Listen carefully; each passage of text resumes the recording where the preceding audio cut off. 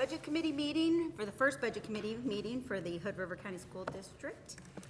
Thank you all for showing up tonight and being part of our process, and a big thank you to everybody who sits on the budget committee. This is a big deal, and we really appreciate you taking the time to go over the budget and then help us work through it and make the best decisions for our district. So thanks for being here. We're gaveling in at 6:01. I missed it by 1 minute. Okay. Before we go ahead and elect our budget committee chair and vice chair, I want to just say thank you to Mark and Bill. I don't know about the rest of you that have been on the committee and used to reading budgets, but this was laid out so nicely. There was so much explanation, and it was just really easy to kind of keep track of your thoughts and find what you were looking for, and I just really appreciate it. I know how much work went into this, and after 11 years, this was by far the easiest budget presentation to really be able to understand. So thank you to everybody, all of your teams for this. It really is something else. Okay, so we called us to order and welcomed everybody.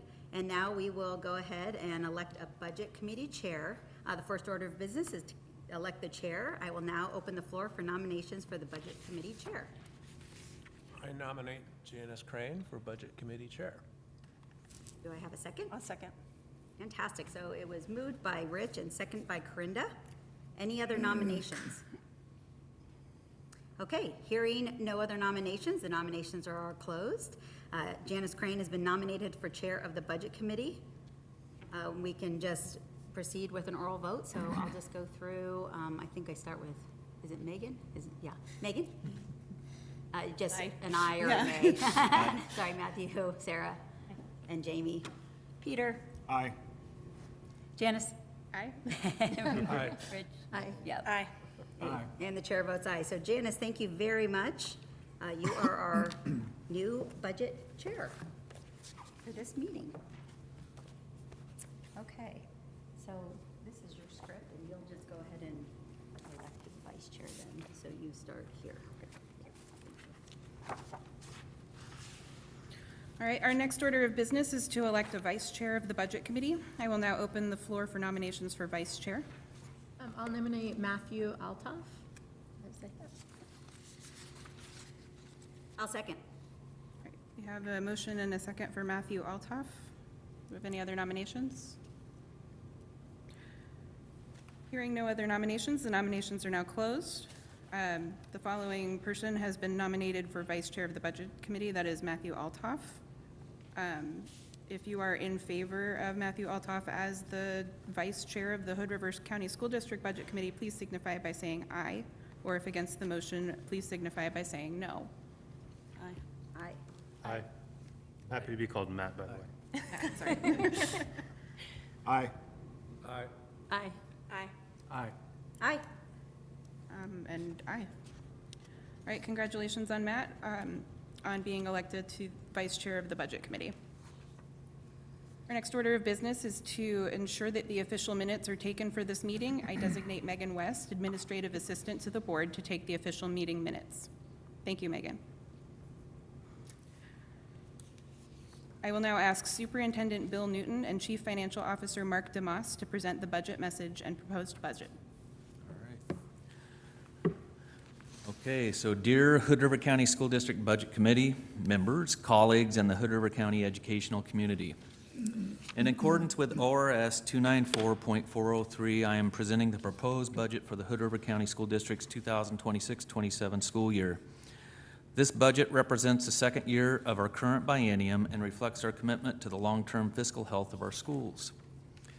While we face significant uncertainty this past fall regarding potential federal lapses and a 5% mid-year state reduction, the fiscal landscape has proven more stable than anticipated. However, we remain in a tightening cycle. While state school fund revenue is projected to rise by 3.2%, or approximately, our federal funding, to approximately $65,236,276. Our federal funding is expected to drop by about 2.8%, or $48,976.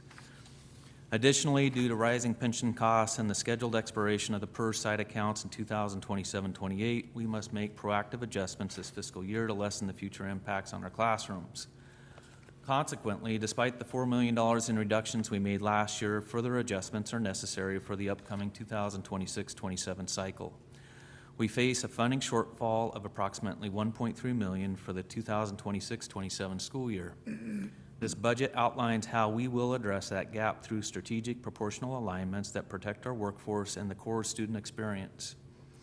Understanding the shortfall, so several factors have led to this gap. Declining enrollment, fewer students are enrolling in our schools, a trend tied to lower birth rates and a local shortage of affordable housing. Operational inflation, rising costs in transportation, facilities, nutrition services, and special education services despite overall student enrollment decline. Increased PERS, Public Employees Retirement System liabilities. Managing mandatory state pension rate changes and expiring one-time subsidies. Our school district remains focused on aligning expenditures with actual revenues. While we address the primary gap in the 2025-26 budget, we continue to manage trailing fiscal pressures, including PERS liabilities and rising labor costs.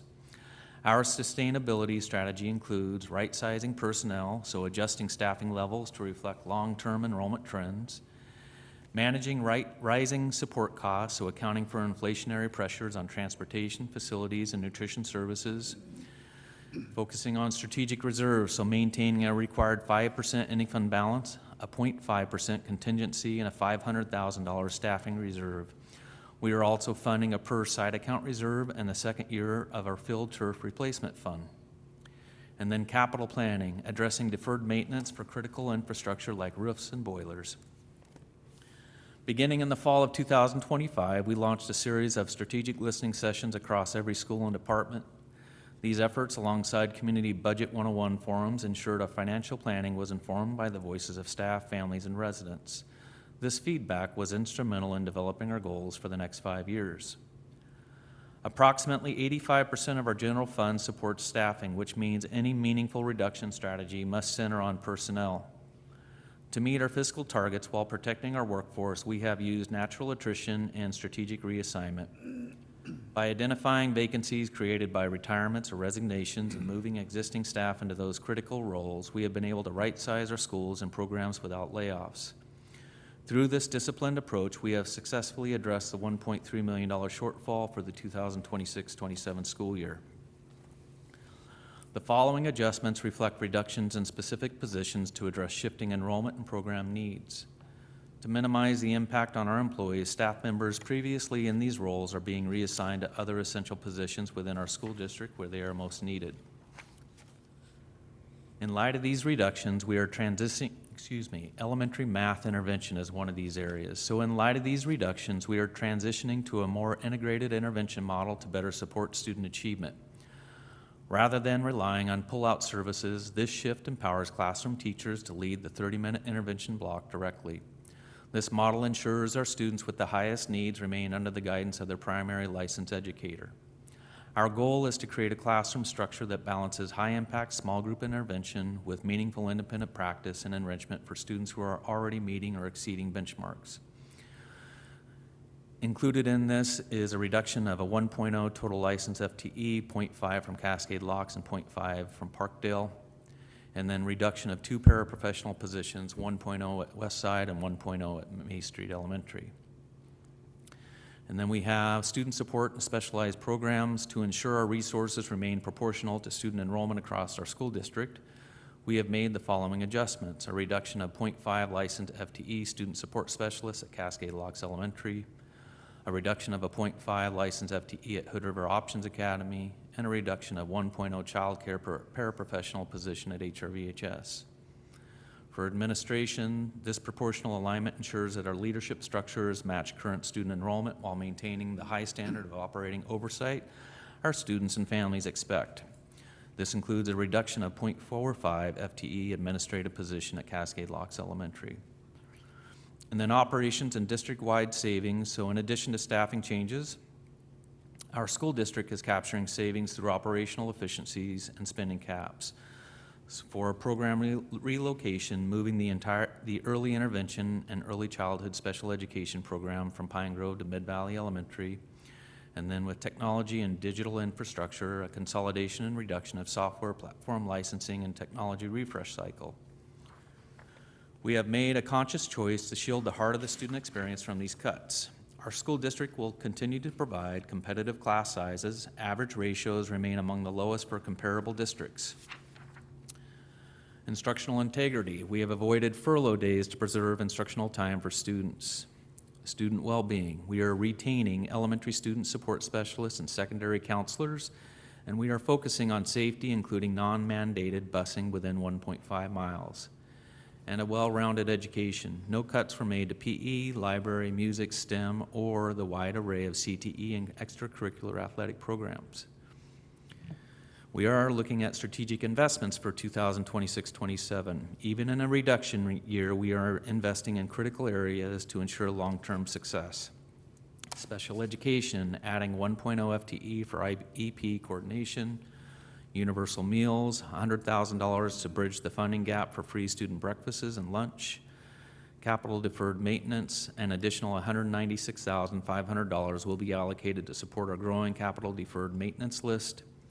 Professional development, $25,000 for the implementation of the Synergy Student Information System, and then inflation support, targeted increases for transportation, nutrition, and maintenance supplies. This budget serves as a financial engine for our new 5-year strategic plan. Developed through extensive community collaboration, our roadmap focuses on equitable student learning and growth, which prepares every student for success in their chosen path through equitable access to quality learning. Supportive and safe learning environment, upholding high standards for safe and welcoming environments that prioritize the well-being and belonging of every student. Strong family and community partnerships, strengthening family and community partnerships to work together in support of student learning. Resource stewardship, allocating district resources efficiently and transparently to ensure every student has the tools and facilities they need to succeed. And committed and supported staff, equipping a diverse workforce to deliver excellent instruction and build meaningful connections with students. My conclusion here is that we are moving forward together. 2 years ago, our reserves fell below the required 5% threshold. Today, through disciplined fiscal responsibility, we have restored that balance while protecting our programs and community values most. This proposal reflects a balance between the hard realities of Oregon school funding and our highest goals for Hood River County students. I want to thank the school board and budget committee for their steadfast leadership and volunteer service in securing our school district's future. And that concludes my message for tonight. Before Mark steps in here, though, I also want to just say, because he's going to share his slide deck and walk you through this budget presentation, I do want to just make a note that his presentation is probably a little bit different than what we've seen before. He's going to spend some quality time at the beginning talking about facilities, work that we've been talking about in our long-range facilities planning, and the idea behind it is to provide context. So as we do get into our conversation later about these budget reductions and additions and what have you, hopefully there's some connections that people can make. So with that, I'll pass it over to Mark. Good evening. When I was in high school, I was a debater. My speech and debates coach said, best thing you do, picture's worth 1,000 words, so put a picture in people's minds, they can fill in the gaps.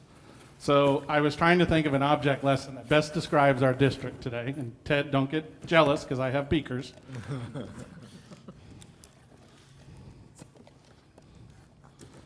But what I have here is a single 2,000 milliliter beaker full of rubber balls. I have 4 500 milliliter beakers. Same volume. When we look at filling,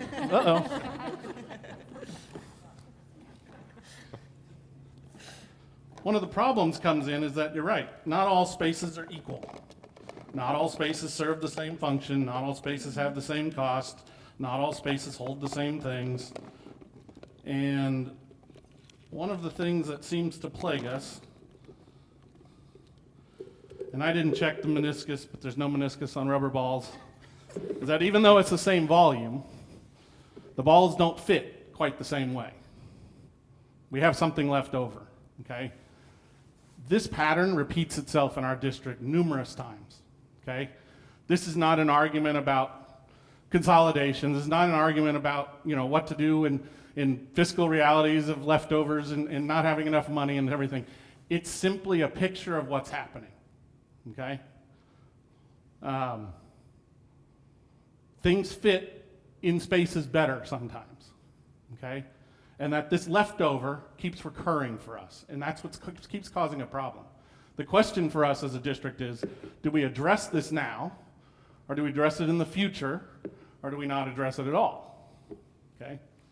Tonight's presentation, we will walk through a very big picture of this district. I want to walk through revenues, walk through expenditures, walk through what's going on between operations, maintenance, etc., so that we can have this big picture of what's really going on.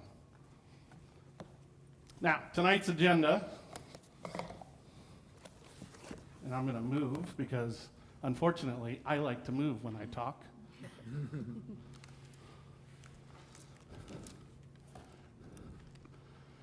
We do have to do some real business, right, in the next two meetings. We have to approve a budget. Tonight's meeting, we're going to talk about budget process, strengths, weaknesses. We're going to talk about school financing methods and what it means to our district in particular. I want to talk a little bit about long-range facilities planning, and then we'll talk about the budget in detail. Since we're going to have a second meeting, we're going to spend some time laying some groundwork, because one of the things that we've repeatedly heard, and I've heard in other places, is especially budget committee members, even board members, feel sometimes that this is just such an overwhelming event that you don't get time to really think and reflect on what's going on, okay?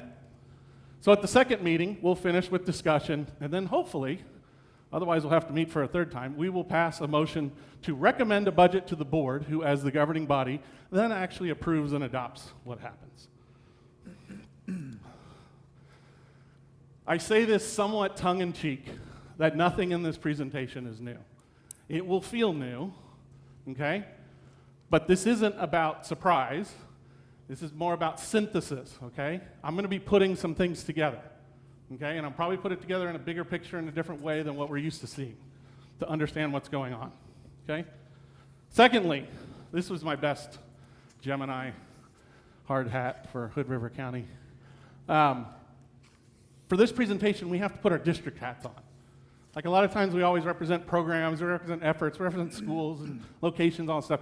This presentation, we really need to put our hat on and look globally and understand what these issues are, okay? So I ask you to do that tonight. All right, our objectives. We elected a presiding officer, that's good, so we got that done. We have to hear the budget message at the first meeting, which we did that. Then we get to hear and consider any testimony presented by the public about the budget, which is all of you people who have signed up. Committee members, okay, and this is, we'll talk. The Oregon budget law is great for some reasons, and it's probably not good for others. But there's actually a rule out there that says committee members may not discuss or deliberate on the budget outside of a public meeting, which I don't know how you do, okay? Ask questions, we're gonna communicate. If you guys email me questions over the course of this week, I'm gonna send them probably back out to everybody so everybody's on the same page. I just wanted to point that out because sometimes there's weirdness and I have to operate in this weird boundary, like I'm not allowed to talk about the budget before I release it to you, which is weird. But anyway, you get to ask questions of the executive officer, which is Bill, or any of the staff, and then the budget committee reviews, and if a majority of the committee feels it's necessary, revises the budget submitted by the budget officer. The only rule is the budget has to balance. So in other words, if you add an expenditure, you have to add a revenue. If you take away an expenditure, you can take away revenue. But it has to balance. We don't get the choice of adopting a non-balancing budget. Approve a motion recommending the budget and the tax levies. That's an important part of this process. That goes to the governing body. That's the board. All right, what I'm not going to spend a lot of time on tonight. We have a presentation on our website that talks about the local budgeting law and the budget committee and all that stuff. If you want to, you can watch that. I'm not going to talk about things that we've covered in some of our other board meetings. Bill's mentioned all of these, but we have like FAC content and things like that that's out there. We know that enrollment has declined roughly 8% since 2014. It it declined rather markedly this recent year, 1.5%. I'm not going to talk about increasing PERS cost. If you haven't heard about PERS at this point, just know that we don't control the pension. The pension is invested by PERS. It's all state employees, and it's not an accident that there's like not a single state agency that isn't cutting something right now, right? It's all about PERS.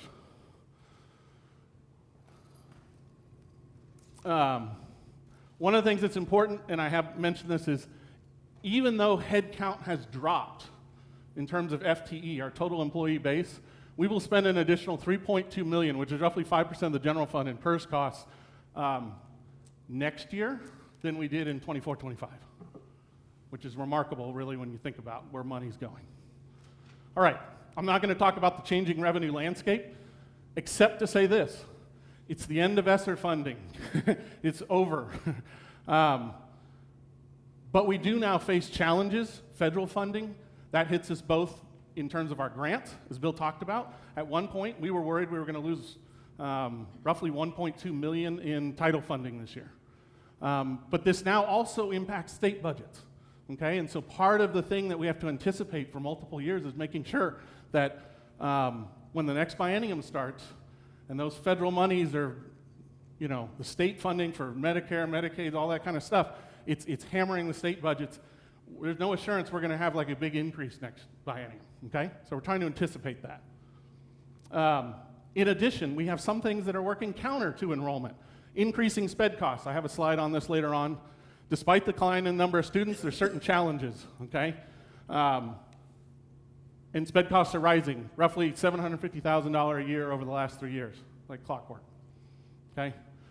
And obviously, we have limited capital maintenance resources. Facilities are aging. Most are over 50 years old. We'll get into a little bit of that in a little bit. The current financial status, we intend to end the year with a 5% general fund balance, which is $3.1 million this year, and an operational reserve of $2.1 million. I do want to point something out here. Although our fund policy is 5%, 5 and 3 is 8%, which is only 1 month's revenue and expenditures.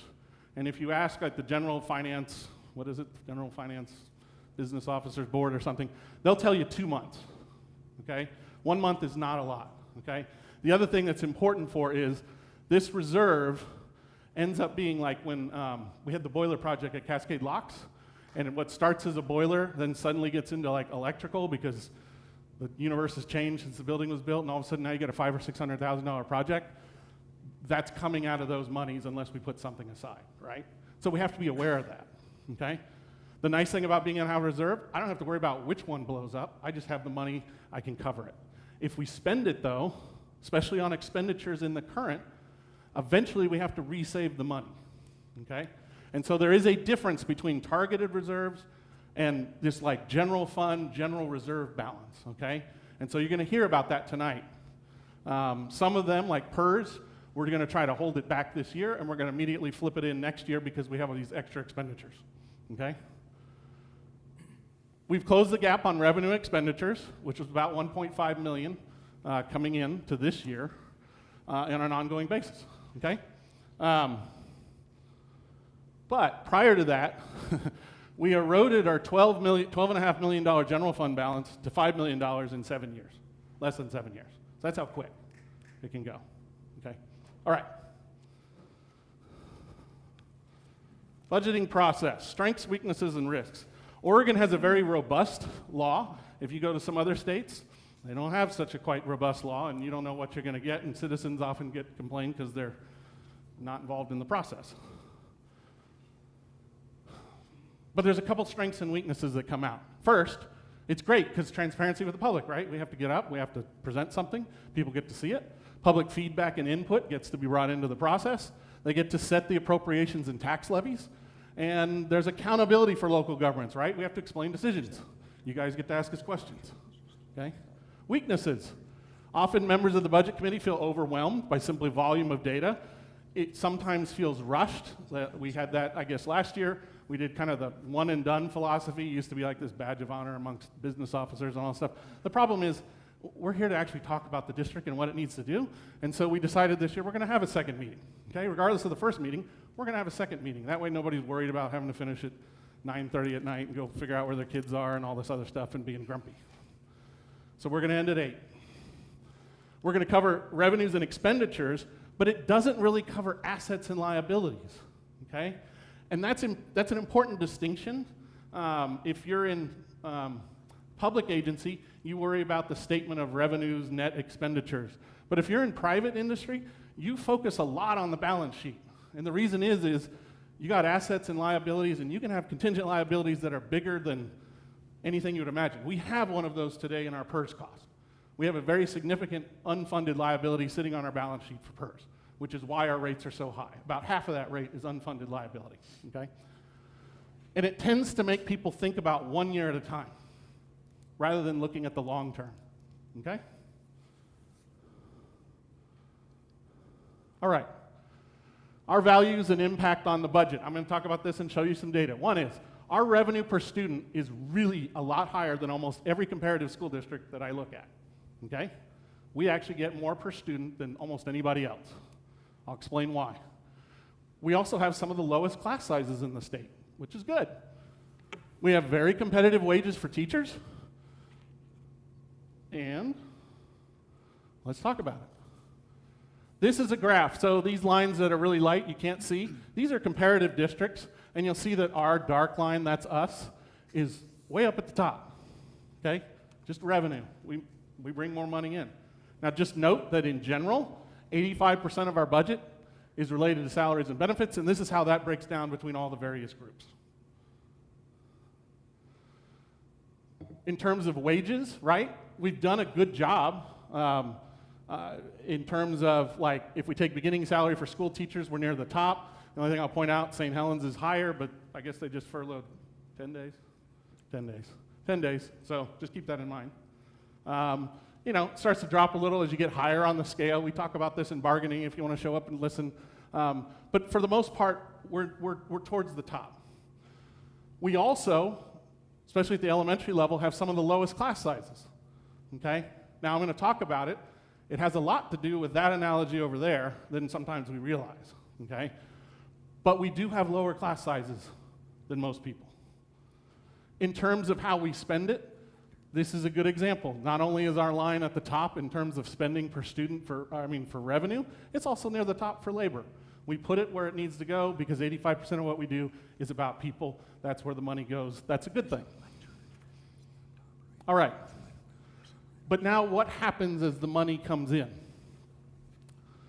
Under the state school fund guidelines, money is equalized, okay? This blue line is the property taxes for all of these districts that are on this chart, okay? If you can pick out Hood River, I'll give you 20 bucks. Then they run through a formula. It's based on enrollment weights, and then it's based on these demographic variables.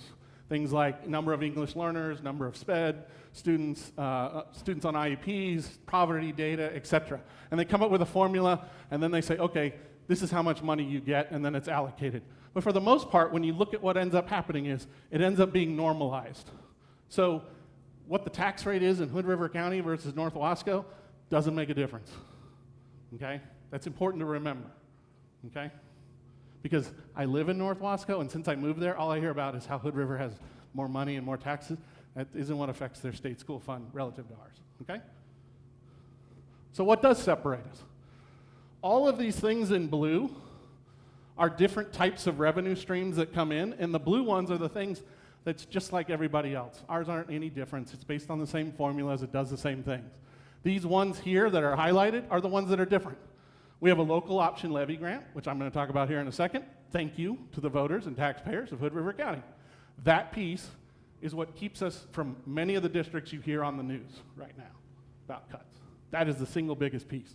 Second of all, we do get an interest component because we do have an existing reserve balance, and we get interest because the state of Oregon has a very nice short-term investment plan that draws about 4.5%, 5%, it was 5%, now it's about 4.5% and dropping over time on short-term, basically it's liquid, which is really good because I don't get that personally.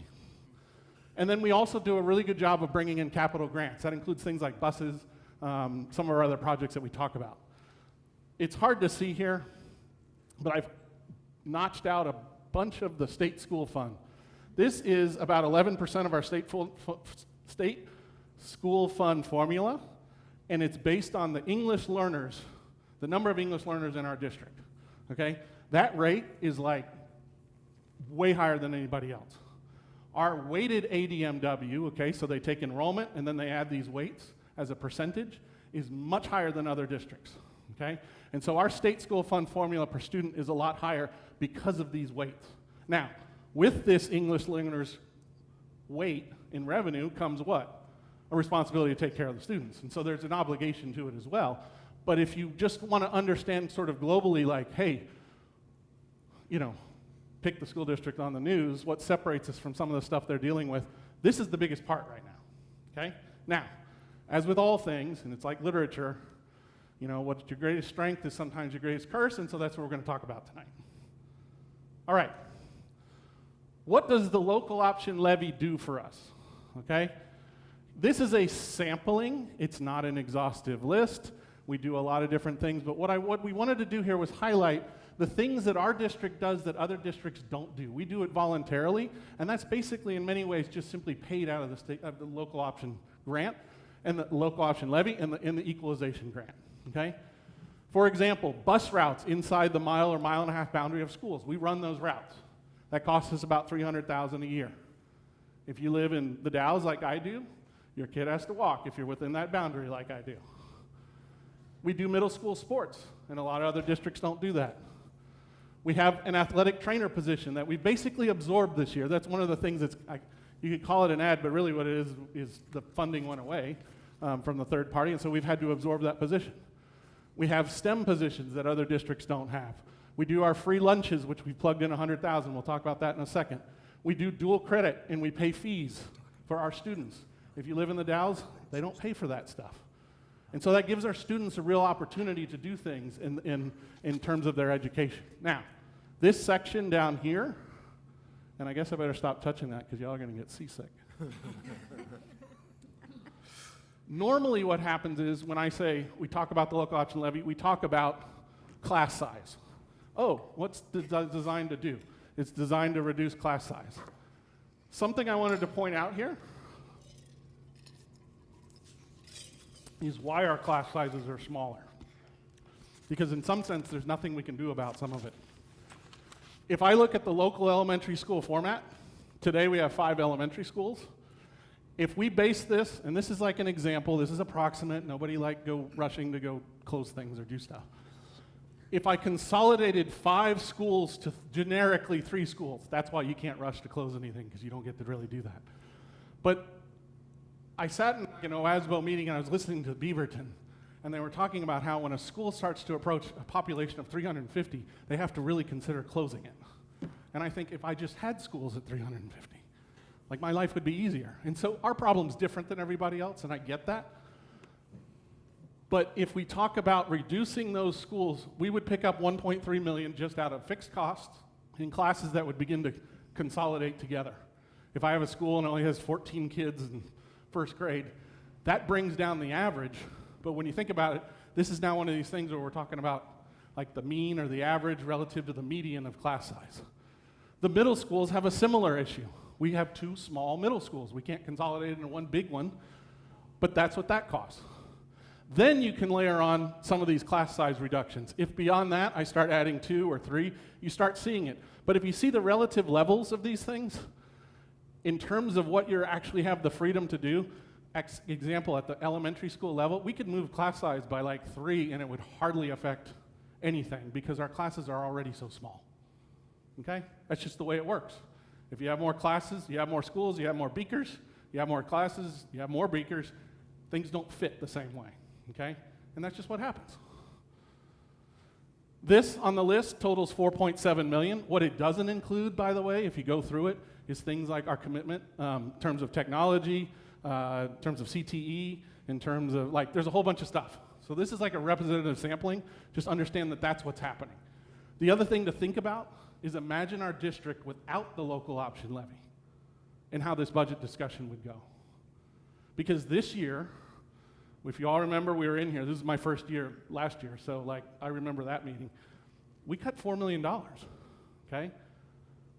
Now, everyone can take a deep breath. We've survived, we're here, it's good. But imagine if you had to do another $4 million and what we would be talking about. That's the plight of many of these school districts that do not have a local option levy right now, okay? That's what you hear on the news, and it's not fun, okay? We also receive a local option equalization grant from the state, and that's because based on assessed values and differentials, the state said, hey, we're going to provide a match. And so we'll bring the value of your local option up to a minimum level. And this year we received 682. Last year it was 750. The assessed value in Hood River, Oregon has been going up. Okay? Enterprise zones have fallen off and things like that. And so as it does, this number will go down, this number will increase. However, if you were around over the last few months, when the state announced it was going to cut spending, this object suddenly got popped up on the list, and there's only 5 or 6 school districts that even care about this that received this grant, okay? And that was on the cut list from ODE. So we spent a lot of time trying to lobby and state our case. And so this is a real risk going forward, okay? And we are trying to set things in motion in advance and early so that as the legislature meets, that it's properly funded, because believe it or not, that grant is not fully funded today. I don't know why, but you have to ask the state. All right, school financing methods and what it means. There's basically, if you take all those revenues that we had, thank you. Director Hillstad is like the tooth fairy. Aw. Didn't want to see you drop it. Yeah. There's basically kind of 2 chunks when you take that apart. There's the traditional, and I'm going to call it operational funding, because that's really where the state school fund formula comes in, our grants, federal, state, and local. And so basically, as we talked about, it equalizes funding across the state. Your permanent tax rate, which we, for some reason, have to approve, even though we can't change, you'll actually vote to recommend that permanent tax rate that you can't change, which goes back to Measure 5 and 90 and all that stuff. And it's really based on 1997 rates, which is kind of interesting. That's why those tax rates vary. We'll talk about that in a second between districts. But it's really based on average daily membership plus weighted components. That traditionally funds operational spending. You then have another piece, which is, I'll say, the local taxpayer, things people have to vote on, right? We have, and I'll take the second one first, the local option levy. Voters have to approve a levy rate. They approve it for a period of time. It's typically 5 years in our district. Ours has been going on since 2004. And it may be spent on what's in the ballot title. And so in your books on page, whatever it is, 104 or something, I actually put the ballot title from the last election in there because people ask me, why don't we spend the local option like on capital maintenance? Well, guess what? It wasn't listed, so I couldn't do it if I wanted to. Then you have what was historically, before local options became popular. And by the way, local options used to be a temporary measure. It was designed to satisfy temporary obligations. It's now become part of the permanent landscape, okay? Keep that in mind, because it's going to affect us. Then you have general obligation bonds, okay? This is the typical method of what everybody hears about. Oh, school's going to build a building, let's pass a bond, build the building, taxpayers are on the hook, they pay it off. Typical terms, maybe 10 or 20 years. Voters have to approve the amount of indebtedness. That's important. Voters on levies approve rates, but on indebtedness, they approve the total amount and the term of that note. So the levy rate itself changes from year to year. 85% of the proceeds have to be spent within the first 3 years, and then you can spend the rest during the life of the bond, okay? So there's basically like, these are the 2 main things. Geo bonds tend to be construction. You can have a local option capital maintenance fund, but nobody does it, okay? But you could do that. You could do a capital maintenance levy, and it's allowed. All right, so let's talk about total taxation. This is a picture, Piper Sandler gave us this, so this is their comparative sampling of districts. You'll see Portland Public at the top. You'll see us. This is, I don't expect you to be able to read it. It's okay. We're going to have graphs. But as you see here, a couple things. One is this permanent rate changes somewhat substantially. And then you see the local options, and on here you will see only a few districts have it on this sampling. Then you have what they'll call the bond rate, which is really the general obligation bond rate based on that year. Ours is on this is a current, which is dropped to 144. Most of the places in this presentation, you'll see me use a 156 number because that's been the historical number, but assessed values have taken a big jump, and so our bond rate is dropping on the existing bond, okay? And that then leaves our rate. If you look here, the bottom rate, Arlington, theirs is 3.1, and if you have the privilege of living in Portland, you pay $9.25, I think it is. Here this says $9.75. Is it 7 or 2? I think it's 2. Anyway, you pay a lot, and we're kind of up in here, okay? Now, let's talk about just how this builds up.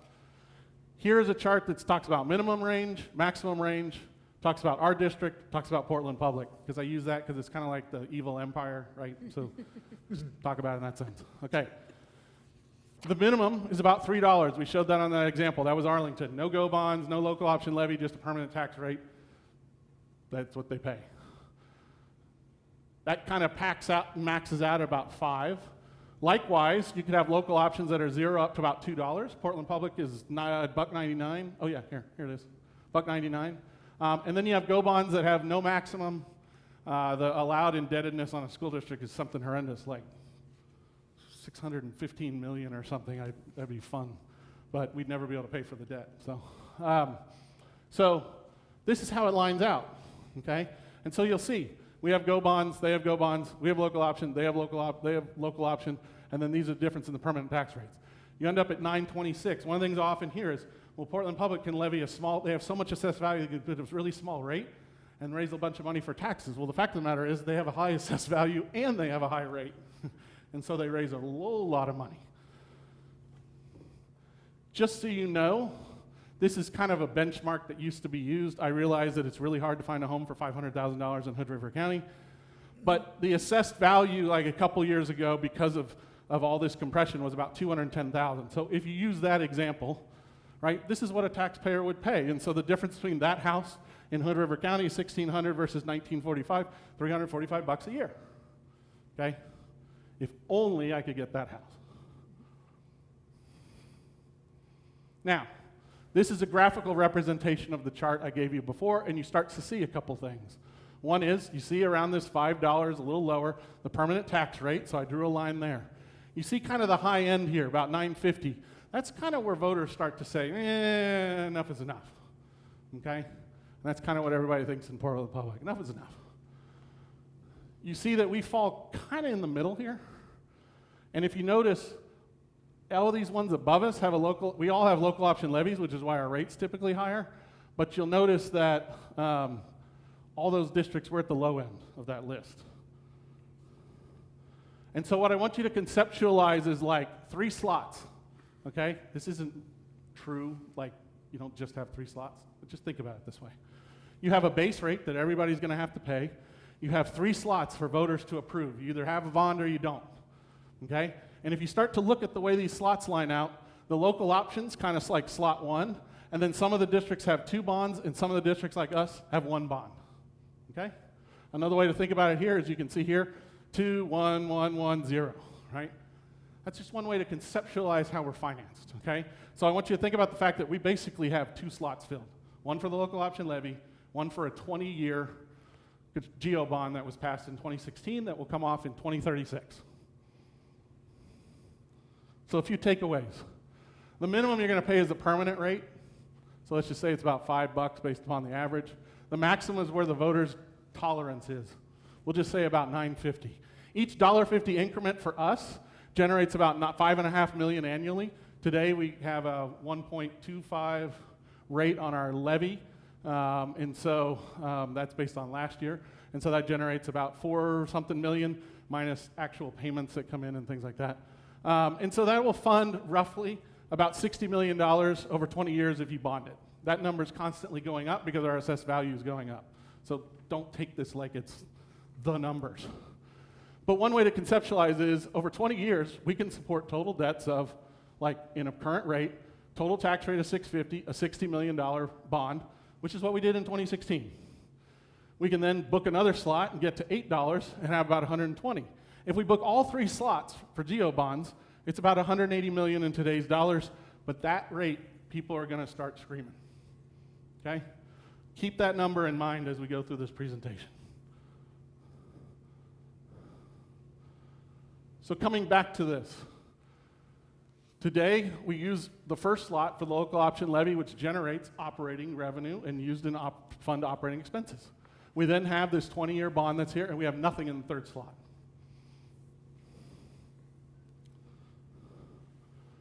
This is just a recap of those same things. Compression loss, by the way, on our local option levy is about $737,000. And so then the equalization grant is supposed to kind of offset it. Doesn't really always, that's okay. And then the GEO bond, that's the examples, okay? But that bond won't come off for another 10 years. And so going back, this is then the history of bonds and taxes in terms of the bond rates of GEO bonds in Hood River County. I drew a line here in red, which is 2016, because that was when we passed our 20-year bond. Prior to that, you'll notice a few things. One is you see a lot of bonds. You don't see one big one, you see several bonds rotating, okay? You see that the total blended tax rate ends up running from about $1.75 to $1.88. It runs up and down, it does this. We shifted in 2016, whether it was intentional or not, that's what we did, to a single 20-year vehicle, which meant we locked in this tax rate. Originally supposed to be like $1.83. It immediately dropped to like $1.69 and has gone down ever since. This year, it'll be like $1.44, okay? Unfortunately, you're not allowed to change that rate, even though the voters approved $1.83. You can't approve that rate without going back to the voters because, once again, the voters approved the debt and the term, and if you make a substantive change, you can do some things, but it kind of becomes apparent what you're really trying to do.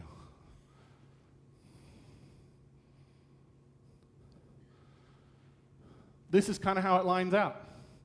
Prior to 2016, a bunch of bonds were in here, but they all kind of equaled out. Then you see us picking up the single bond, and now it's dropping as assessed values are growing and growing.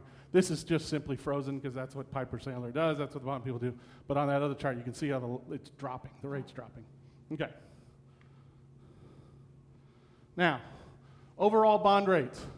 Here's what's interesting. That first chart that we went back to, we were near the top. We're near the top in revenue, we're near the top in taxation. We look like the cat's meow. Business officer's dream.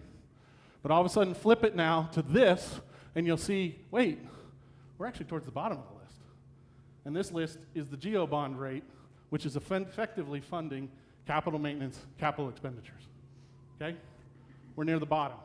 It's like the only thing in this district we're near the bottom, except for total spending on transportation, which is a whole nother issue. All right. That's the revenue side in a picture. Now let's talk about the expenditure side of what that has to fund.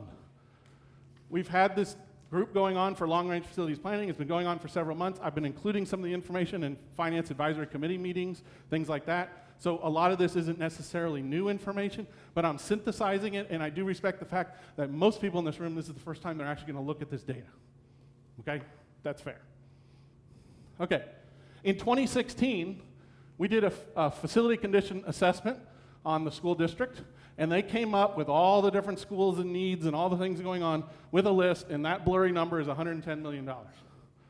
We also added about $4 million in capital spending because you were allowed to do it. So it's about $114 million, okay? This school right here is May Street, and the projected spending on that school was gonna have to be $14 million, so what did we do? We said, well, we're not gonna sink money into a building that's old for $14 million, let's just build a new building. So we built a new building for about $30 million, which, by the way, today probably costs you about $45 or $50 million, because as we know, nothing ever gets cheaper, okay? So what ends up happening? The original bond, when passed, the proceeds of that bond was $57 million. We got a bond premium. You're probably not going to get that today because of where interest rates and things are, about $8 million. We also got an Awesome grant, which is from the state. That was the first year that Awesome grants were allowed, and it was about $4.5 million for total bond proceeds of $70 million. We then spent $30 million of it on May Street, which left $40 million and a half for all other maintenance on that plan, which meant we only covered 45% of the 2016 master plan. The other 55% was left what? Dangling out there for 20 years. No plan. Some of the items on that list we're now really struggling with, okay? It's dealing with like the bones of buildings and things like that, where you've got leakage on basements and you've got boilers blowing up and things like that. And those things get really expensive, okay, when you don't hit them in advance. So let's talk about terminology. I stopped using the term deferred maintenance and start using the term capital maintenance program, because one of the things that I realized is there's a difference between the two, and we need to start talking about it. A capital maintenance program is proactive, budgeted plan to repair, replace, and upgrade major assets. It just simply extends their life. If you're a business, you buy a tractor, you know you got to replace the tractor in 10 years, you start saving up to buy a new tractor. You know what's going to happen. What happens if you don't do it? Tractor starts falling apart, you spend a lot of money on repairs, starts downtime, all of a sudden the crops aren't getting harvested, you got problems, and et cetera. Deferred maintenance refers to postponing necessary maintenance or repairs, right? So it's really something that comes out of a failure to properly fund the work you have, okay? And so the difference between these two is our success or failure in understanding what our costs really are and matching a financing plan that meets it over the long term. Now, go all the way back to one of the first slides I showed you about Oregon budget law, and basically what do you focus on? 1 year at a time. That causes you to not deal with some of these issues over the long term because it's too easy to get out. Okay?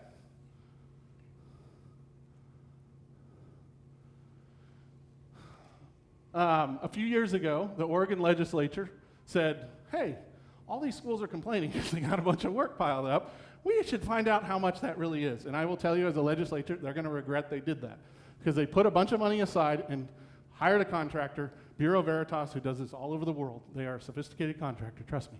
And they went in, and their job is to assess every school district, every single building, everywhere, okay? So last year, as we started long-range facilities, we went, hey, what a deal. We don't have to pay for this ourselves and do this our work, so let's go ahead and get pushed up on the list. So we kept calling them and got put up on the list. And so instead of waiting another 4 years for this process to conclude, we already got our assessments back, okay? And if I printed those assessments, it would be about this tall. Okay, that's how much paperwork we're talking. This is where their work starts coming out, okay? They escalate what they call as a replacement reserve, and what they're trying to do is tell the legislature how much money the schools in the state of Oregon need in order to kind of like maintain this cycle. So they pick 10 years. Why? Because most places typically are using multiple bonds and rotating them. So they get a 10-year cycle, not 20 years like we did. Okay? If you look, take the total of what they say needs to be done in 10 years, it's about 57 million. If you then, because remember, nothing's ever cheaper than it is today, put inflation on it, suddenly that jumps to 74 million over 10 years. Now, that 74 million where we are today in terms of significant work is left unfinished because we don't pass a big bond until what year? 2036, 10 years out. They then also provided information on the 20-year picture. This, in terms of all the building assessments, increase for inflation, is 219 million. Now remember when we went back to that slide before and I told you if I book all 3 slots for capital improvements, I could typically expect to bring in about 180. Now that number would go up, obviously, because it's like over time and all that stuff. So, but just an idea of scale. This seems like it's a horrible number, but it's doable if you can figure it out, right? So I said, well, if we're going to start doing a capital maintenance program, we're going to start charting this data. This is the data of all of those items. So there's like 3,500 items in their assessment of our district, okay? This is it lined out by year. And yeah, it goes out 65 years. Why? Because there's some items on buildings that their useful life is like 10 or 15 years for carpet in a heavily used commercial area. Whereas if you start talking about pillars and columns, it's 75 years. And you know why they use 75 years? Because nobody's usually around in 75 years to find out. However, as we'll talk about, the average age of our buildings, does anybody know?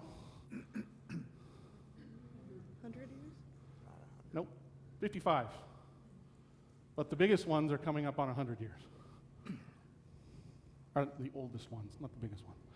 So what ends up happening, because you talk about useful life, is things tend to get aggregated together, and we can move these things around, right? So like, if they say carpet's due in 10 years, and I say, no, I'm gonna give it 15 years, then you can put it in 15 years. The key is when you talk about doing this analysis over a 10 or a 20-year horizon, eventually you have to replace the carpet.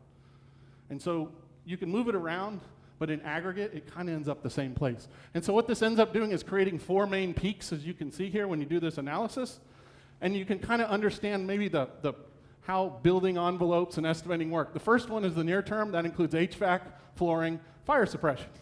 Why? We have a lot of old buildings that don't have what? Fire suppression. If you built a new building, you would be required to do what? Fire suppression. And so you start to see where some of these requirements come in.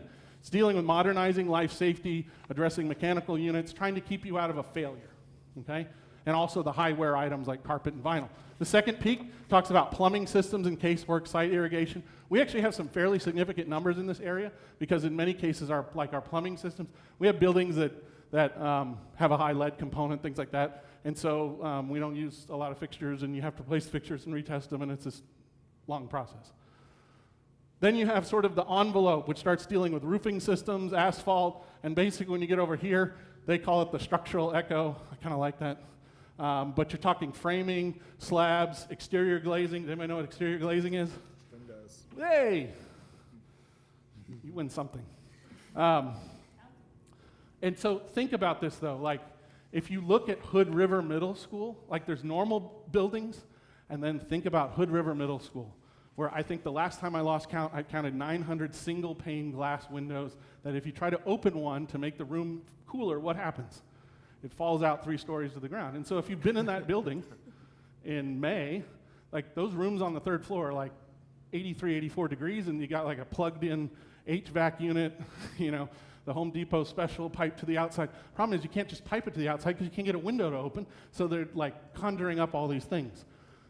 So for us, glazing, and this isn't included in these numbers because what we also need are facility improvements to make spaces livable over time.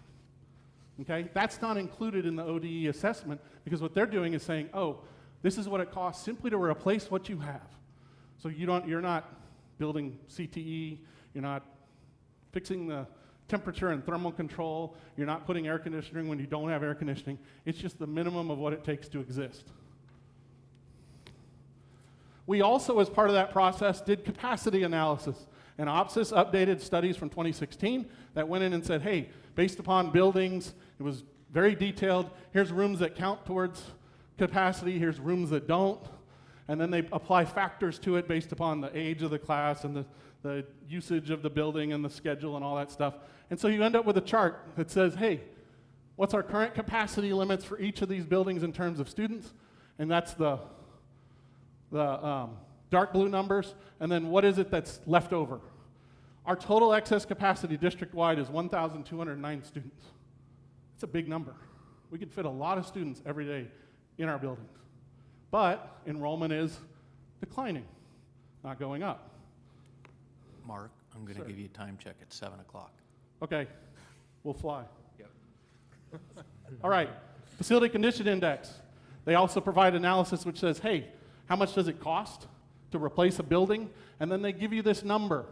And as these numbers approach 30, you start thinking about replacing a building like May Street. They also then give you a 10-year cost based on, hey, what's the square footage of the building? Some buildings have a fairly low cost per square footage, and some is very high, okay? You would tend, therefore, to invest your money where? Where the cost is low, not high, if you can get the same bang for the buck.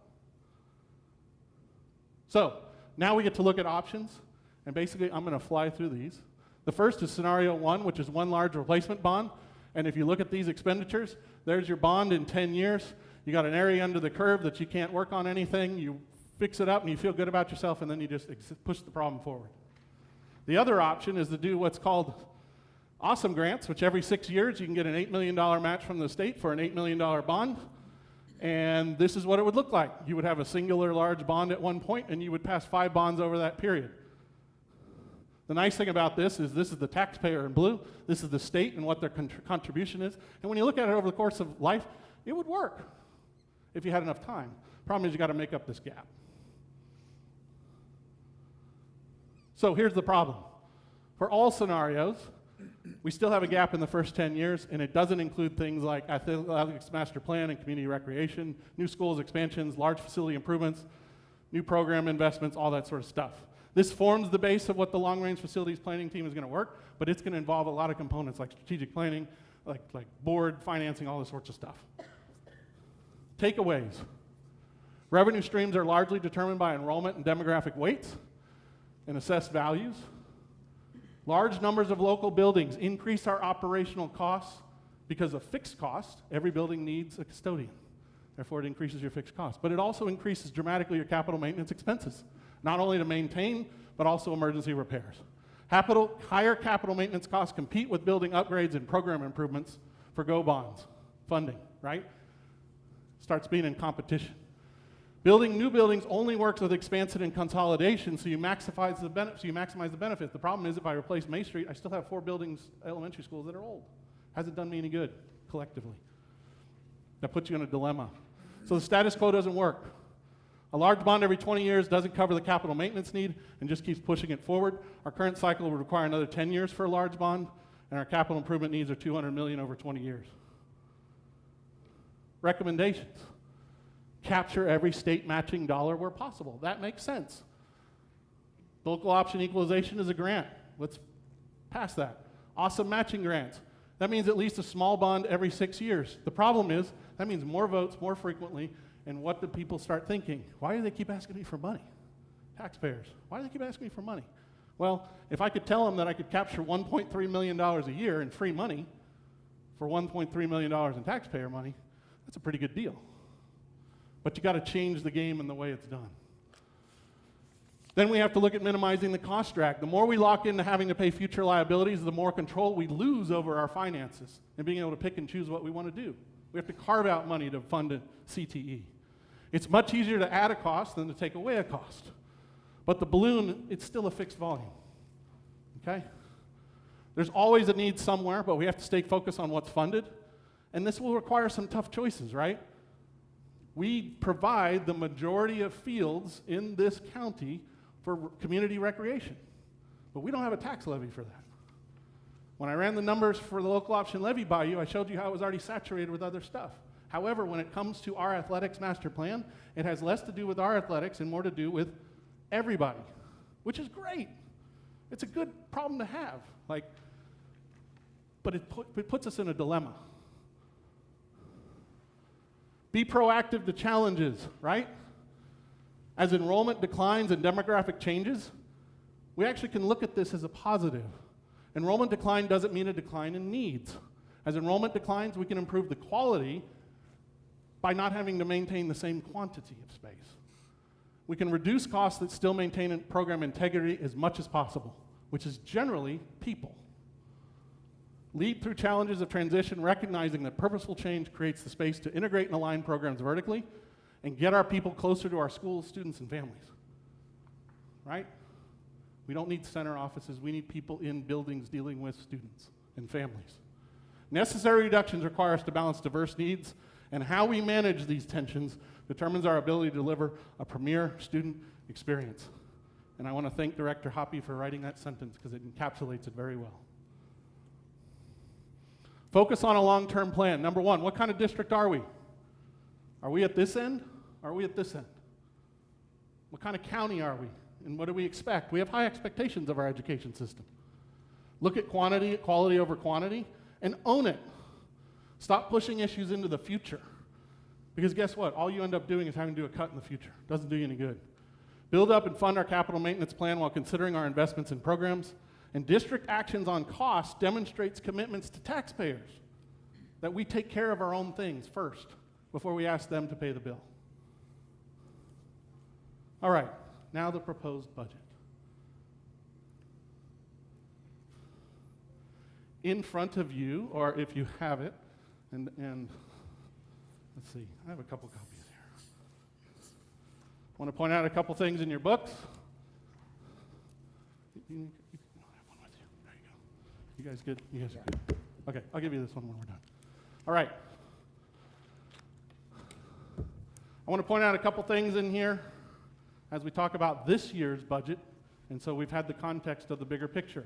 There is on page 10 an all-fund summary, which ties to the resolution that you guys will consider. You actually are approving an appropriation amount. You're not really approving a budget, you approve an appropriation amount. We get to spend up to that amount. However, we use this process to talk about a budget because we're kind of making decisions that affect us all, and so we kind of need to talk about it. I also then want to point out our budgeting strategy. This slide has not changed in a year and a half significantly. A couple items in here. Okay? This is what we're trying to do. Adjust the gap first. Then start looking at what long-term enrollment changes do. Fix those things. Then start looking at the long-term challenges and addressing them one by one by one. Capital equipment, I just want to point out something. Maybe I want to brag on behalf of our district. We have taken possession of 4 new EV buses this year and 1 EV van. All are funded 45 to 100% from outside grants, state, federal government, whoever. Not paid by us. Yay! We anticipate getting another DEQ grant for another bus in next year. We also are building the Y East Middle School solar microgrid, which actually is a novel pilot project that back charges from a bus. It's designed around community resiliency. It anticipate commissioning in August of 26. We also booked a CREP planning grant, which is kind of to do the same thing, but it doesn't include construction, because if we come up with a project that works, then we can apply for construction, and we could do something at Cascade Locks. We also are looking at energy efficiency studies on 4 of our buildings covered by Pacific Power to try to reduce our power bills and figure out what needs there are. I will also say this year we bid a $2.5 million wildfire grant, smoke grant. Why? Because there was a provision in there that I could figure out how to spend money to get the Y East Middle School gym HVAC replaced. So we got to do the other $2 million just to try to get that money. In there is also a section towards the back on costs per student. I've included all the schools like I did last year, except I changed this a little. Last year it was all general fund, and to my naive mind, I didn't realize how powerful SIA and high school success spending was on that total, and so I've added those numbers in now. And so that changed some of the relationships. You'll notice at the top, Cascade Locks has no remote, and Cascade Locks has with a remote. That's the remote school correction, which is typically about $500,000, and so we have to normalize that number because guess what? Once again, it's a good thing. The state said, we're going to pay you $500,000. That's a good deal. I then gave you data in terms of what the FTE per student is, and we have taken some steps this year to try to bring these overall numbers in line and try to minimize some of the gaps and things that are going on, okay? Now, mind you got to remember, a lot of this then gets based on individual weights. Mid-Valley has a very high English learners population, so they have high student support for English learners. By comparison, Cascade Locks has pretty high numbers in terms of SPED per population, so they have higher spending on SPED. All of these things, by the way, get adjusted on the first day of school because Gus Hedberg, as genius as Director Hedberg is at these spreadsheets, has to adjust it all based upon who shows up on the first day of school. We don't get control over that. All right, summary of projected changes, and then we'll go into detail. If you look here, there's actually a column over here, which I shared in FAC at one point, which is 27-28. Our plan was to take both years together. The reason we have such a big hit in PERS is our side account expires, but we still have to cover half the debt service in the next year. And so what we've done is taken cuts this year that then would also affect next year, and then also carved out a PERS reserve, which would immediately flip the next year. And that makes up this $1.5 million difference, okay? However, there's uncertainty about how that number actually lines out because only PERS can tell you when your side account runs out, and so far they haven't called me and said it's going to run out in the next 2 months, but believe it or not, at the beginning of the year, they were calling schools in February telling them their side account was expiring this year and they had to fork out money. That's not okay. Also, you'll notice here ending fund balances, change in fund balance. We have to do this by design, but I think I covered some of those things, how the reserves line out. Things that we've put in here include things, and we'll talk about it, like field turf, because in 3 years, the field turf is up for 10 years, and we either need to replace it or we need to run a really serious risk, and we can talk about that in a second. Okay, and so we've been building those reserves. Those are targeted reserves. It's very different than general reserves. Targeted reserves, you expect to spend over a certain amount of time on a certain item. And so what you're doing is you're trying to build up something for a certain expense as opposed to a general fund reserve, which is more just broad. You don't know what it's not tied to anything. You're not expecting anything to happen, okay? Proposed additions. Bill, do you want to cover this? Yeah, I do. So I briefly reviewed this in my budget message, but I want to take a little bit more time on this, talking about additions, talking about reductions. And then I know once we get past public comment that there will be, opportunity today, probably limited. But then next Tuesday, opportunity to be able to ask questions and take a deeper dive into this. But I did want to touch on these just really quick. So capital deferred maintenance, so we are recommending an allocation of $196,000, and that's to get at things such as, so this is coming from Todd Rainwater, who is our maintenance director. Like for example, Mid-Valley Elementary has a lift that no longer works in order to be able to get students up to the second floor for their gym, one of their gyms.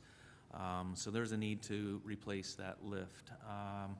These things aren't real exciting, but like Wyse Middle School, the heating and cooling in their office area is no longer functioning. And so we are going to need to be able to put mini split systems, install those in the office in order to ensure that they have livable working space. HRVHS, they need exterior lighting, which is a safety and security thing. Hood River Middle School, they need as well to upgrade their exterior lighting on the north side of the building. I can go down the line here and they're not very exciting, upgrading pumps in the mechanical room, to new kitchen flooring, to stair treads leading to a cafeteria, things like that. And the list can go on and on and on, and that's going to touch on it, but it's not going to get near close to the things that we need to be able to get at, which is why we've been focused on a long-range facilities planning committee this past year with the idea of eventually going out for a bond in order to be able to get at a lot of these things. Next on the list is sped increase. And the reason for that is because one is earlier this year, Kelly Running, our Director of Special Education, completed an audit with ODE. And through that audit, it became really clear that we needed to do a much better job with our compliance and paperwork. What we were doing or what we have been doing isn't sufficient. And that puts us in a liability issue. And so we need to put some money in order to be able to help with an increase in SPED needs.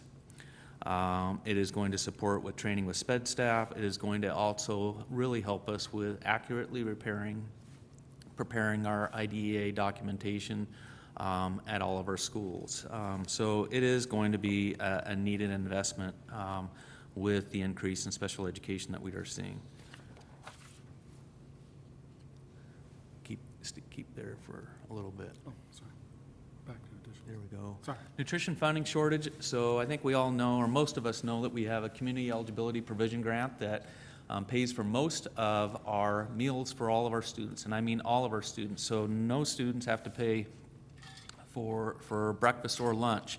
And that has been a change, over the past year that we've been able to make, and because of it, we've seen an increase in students participating in breakfast and lunch, and it also reduces stigmatization of students who are, on a free or reduced lunch meal plan and not. And so we see a real benefit to that. The other piece, though, that I think it's worth noting is if we did not invest in this to bridge the gap, because there is about $100,000 that we don't, that we need to bridge.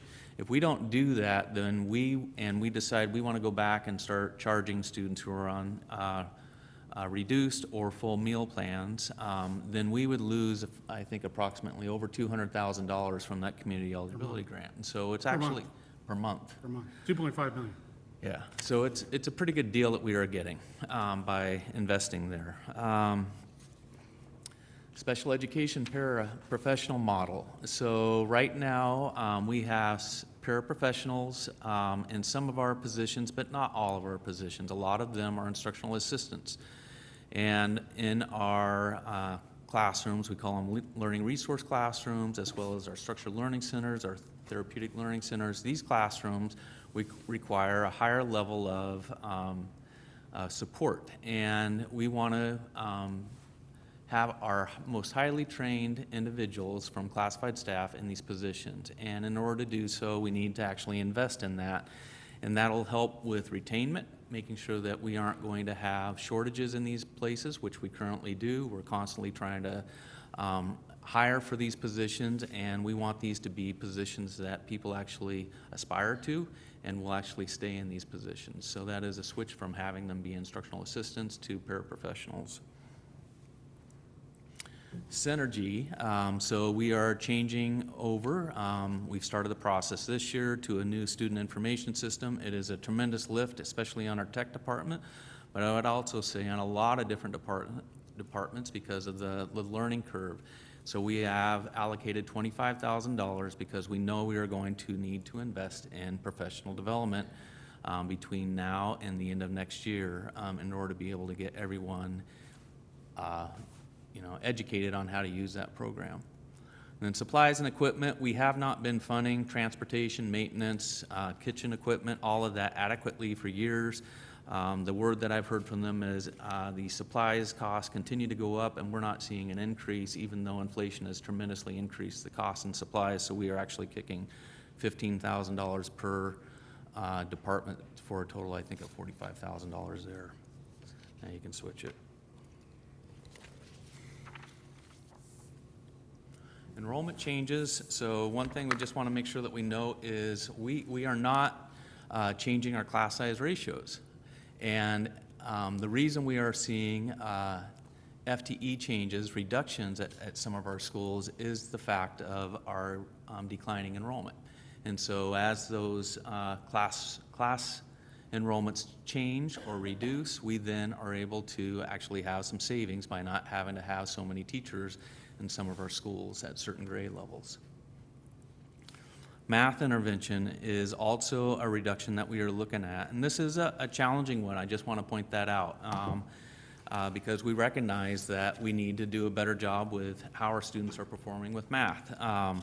However, how that looks right now is we currently have 3 schools, so Mid-Valley, Parkdale, and Cascade Locks, that actually have licensed FTE dedicated towards that. Mid-Valley is using Title I funds solely for their 1.0 position, whereas Parkdale and Cascade Locks, it used to be coming from Title, and it now is coming out of general fund. And then we have 2 paraprofessionals for May Street and Westside Elementary. The problems that we've been having with this is seeing inconsistent implementation. So because of the fact that we have substitute shortages in our buildings on almost a daily basis, oftentimes the people that are in these positions are pulled in order to be able to sub for other positions. We also recognize that we have multiple interventions, from reading interventions to ELD and math, and when we are doing pull-out, there is some stigmatization that goes with that, and so this would reduce that, because where the intervention is going to occur is in the classroom with their teacher. And there is some benefit to that, and the reason is because a classroom teacher versus a paraprofessional is going to be providing that level of intervention, which is where we want that to be. We want it to be from the most highly skilled person in the room. All right, keep us moving. Okay, we do have some program reductions. So we have a 0.5 HROA licensed position. Originally, that was a student support specialist position, but after conversations with Director Ann Carlos and Principal Ann Carlos, we had a desire to change, knowing that HROA has, they serve their population differently than most schools, and as a result of that, there was a recommendation to actually make that reduction in a different area. So it is going to be a 0.5 licensed FTE. Then at Cascade Locks, you do have a reduction of a 0.5 student support specialist, and the reason for that is because when you take a look at the numbers, comparatively speaking, from Cascade Locks to our other elementary schools, proportionate-wise, you are seeing a student support specialist of 0.5 being proportionate to other schools.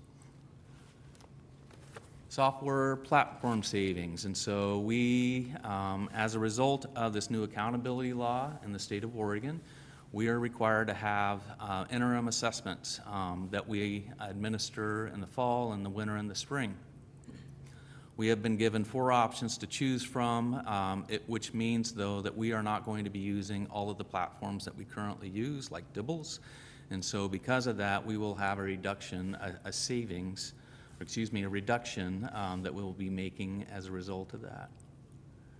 And then, as mentioned earlier, it's also explained, like on pages, I want to say, 26 through 29 in the budget handbook, and I know we'll spend some more time on this either tonight or next week, is the recommendation to move early intervention operations to Mid-Valley Elementary School.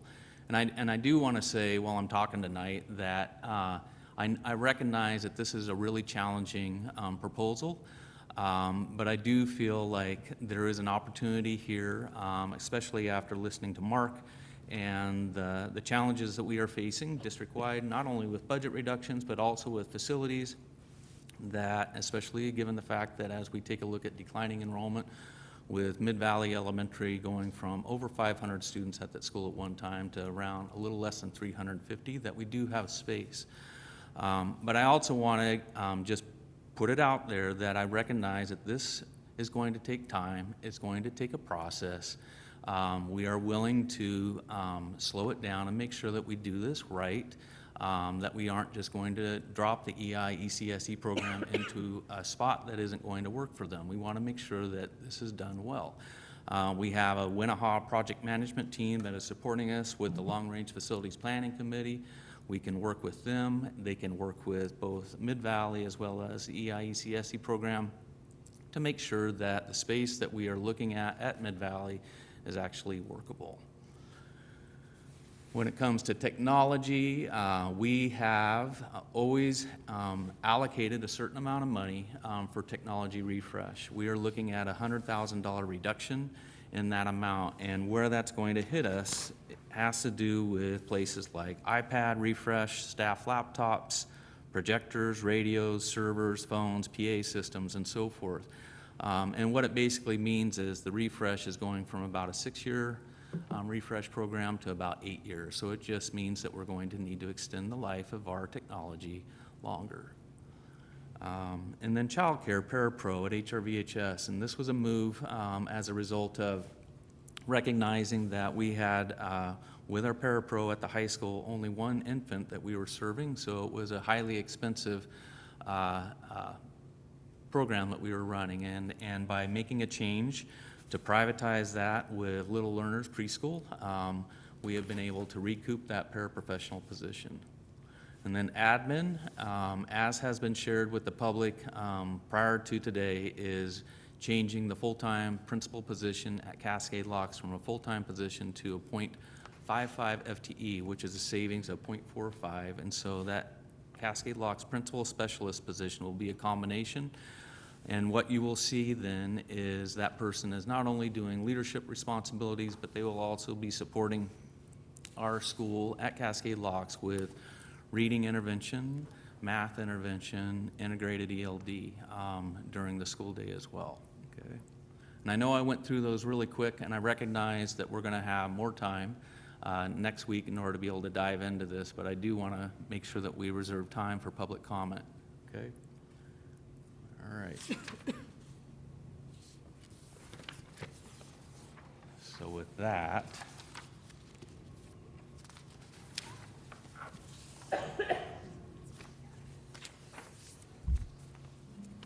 Could we get some lights turned on again? Where is Todd? behind you. Light man. He's got you. Now is the, am I good? We're ready. Now is the time to take comments from members of the public. I have the list here. The Hood River County School District Budget Committee requests that speakers limit comments to 3 minutes and state their name and county of residence for the record. A maximum of 30 minutes total will be allocated for public comment. The committee values community input but does not respond during the meeting. Afterward, the superintendent will determine whether the chief financial officer will respond publicly, privately, or add the issue to a future budget meeting. Speakers may offer objective criticism of district operations or programs, but complaints about specific district personnel will not be heard. If a large group of people wishes to discuss a specific topic, please designate one person to sign up and speak on behalf of the group. And then I'm timing this? I can run the 30 minutes for you. Okay, thank if you can do the 3 minutes.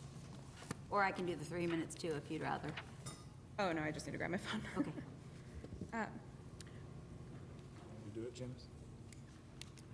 No, I can do it, I just need to grab it. We have, first on the list is Sheila Bergheim.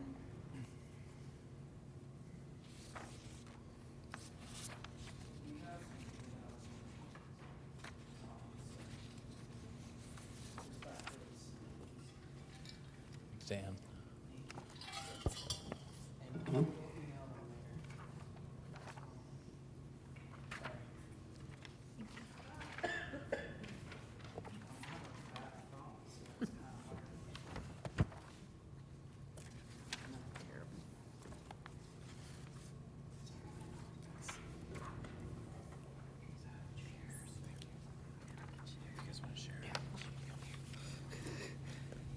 Let Francisco look for a minute. Then let's do that. Yeah, there we go.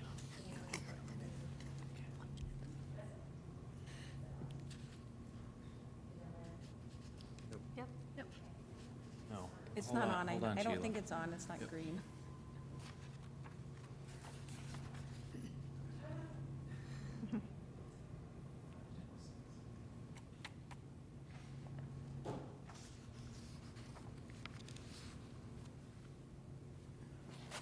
Okay, there we are. Thank you. So I've given you some pictures because, yeah, pictures say a lot.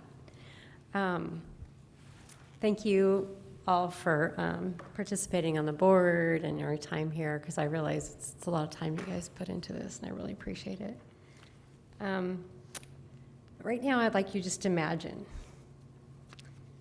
you just got a referral from Dr. Hankins. He said your child is not developing like you had anticipated, what you expected. And she sends you to early intervention. She said, just have them evaluate you and just evaluate your child and see if they can provide services for you and help support you in your child's development. And so you get a call from Ann Cole, and she invites you out to Pine Grove. And so you drive out there, and you see this building, and it's all appears to be well taken care of because the weeds are pulled and the doors painted, and it just looks like a nice place. Or maybe Ann tells you to come to Mid-Valley, and you're carrying your kid on your hip. One's maybe in a car carrier, and that one can't really walk very well, but you're just doing your best, and you're going to get them there. And then, if you go to that Mid-Valley door, it's like, which one do I go in? We're not even sure what door it would be. So there's 2 doors there. We think it's going to be one on the east side of the building, but they don't look very inviting, either one of them. We have high expectations for our students' experiences at Hood River, and those are for students. You need to think about them and their families because they're getting their first impression. You're carrying your little 2-year-old, and they see that, that playground. Is that my time? Yeah. Yeah? Okay, I'm going to finish up really quick.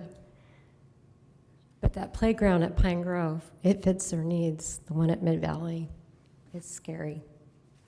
The parking. Parents have a place to park. Janice, the time is up. The time is up. Okay, so look at the pictures and imagine. Thank you. Thank you. Next up is Meredith Cole.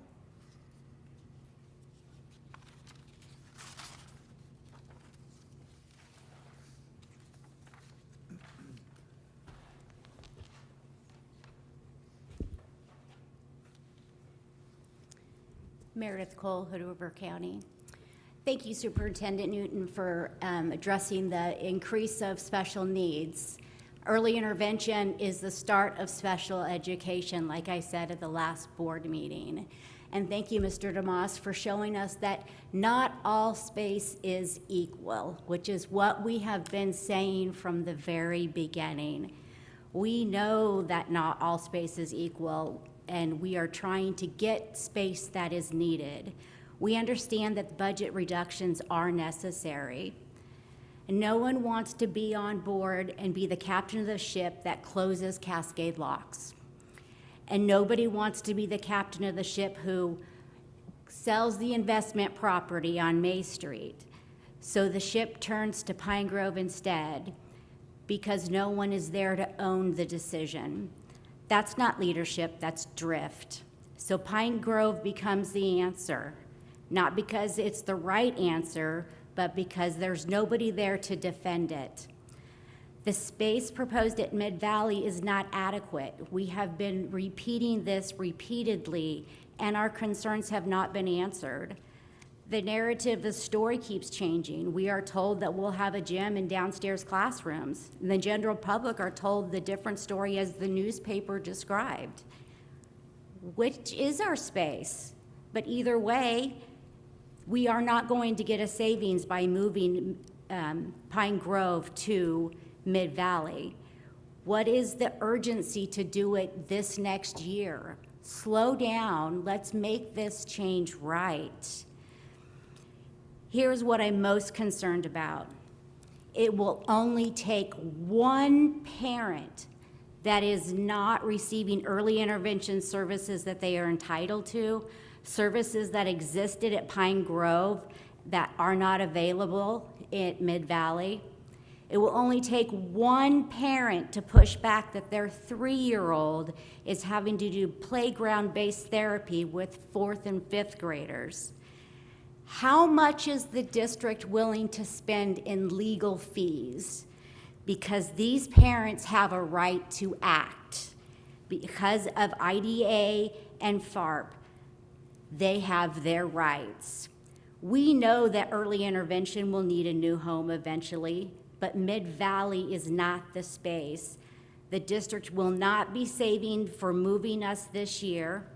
Let's work together to find the right space that's not rushing to approve without consulting the people that are the professionals in the area. Thank you.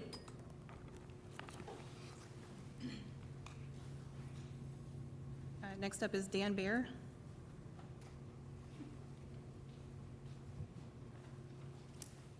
Greetings, my name is Dan Baer. I'm a Klickitat County resident, but I am an employee of EIECSE at Pine Grove currently.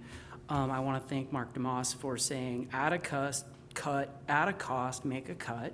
I want to commend them on starting a capital maintenance program. And I want to also highlight, I appreciate quality of space versus decreased quantity, okay? So I have this, okay? There are 3 distinct budget moves that are gonna happen here. One is you're going to close Pine Grove. That's in the budget. That's the budget they're proposing. They're mixing in a staff change to Mid-Valley, and I'm not really sure how that works. And so the actual current costs, savings that we feel the closing costs are there in that what I provided you. And then the third one is going to be the relocation, which is actually a revenue is actually a cost.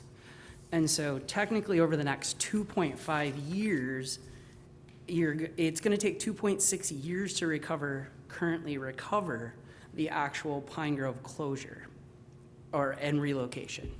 So those numbers equate out. The reason why we took out some of that staffing stuff is the district actually is obligated at $188,000 for staffing for child find. That's something they have to do.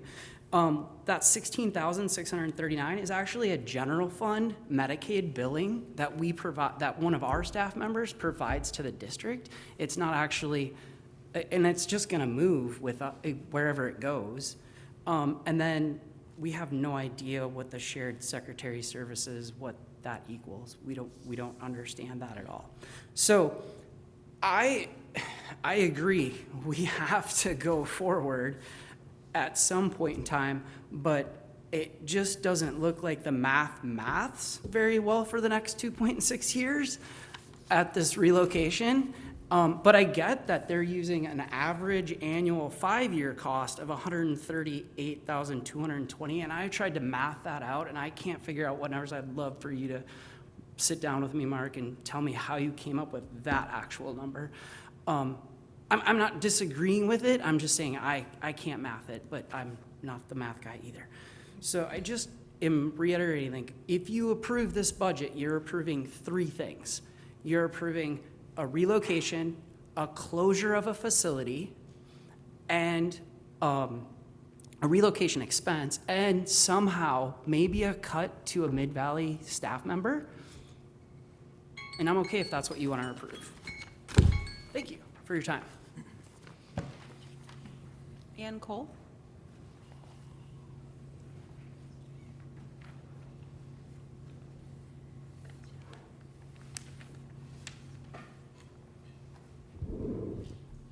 Good evening, Ann Cole I live in Hood River County. Hello, everyone.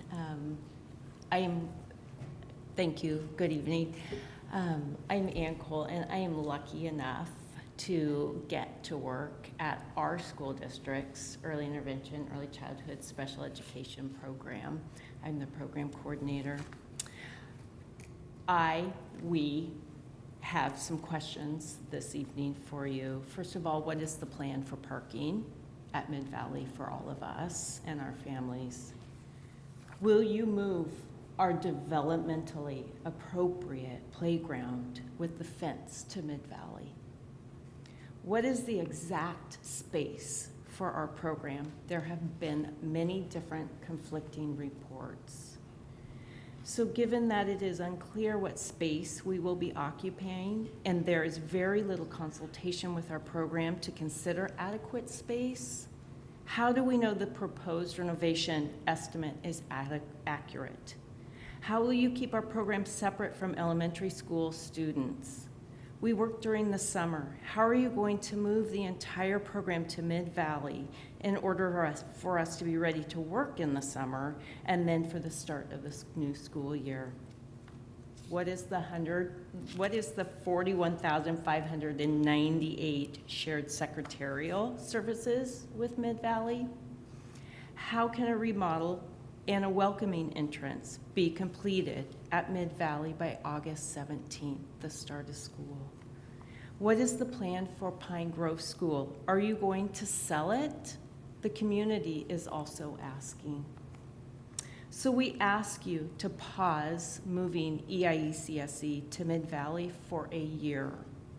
Please come meet with us, our staff, and learn about the needs of our program. Show EIECSE staff that you value the program and understand what we do. Work with us to create a space that will be functional, appropriate, and adequate for the needs of birth to 5-year-olds with disabilities.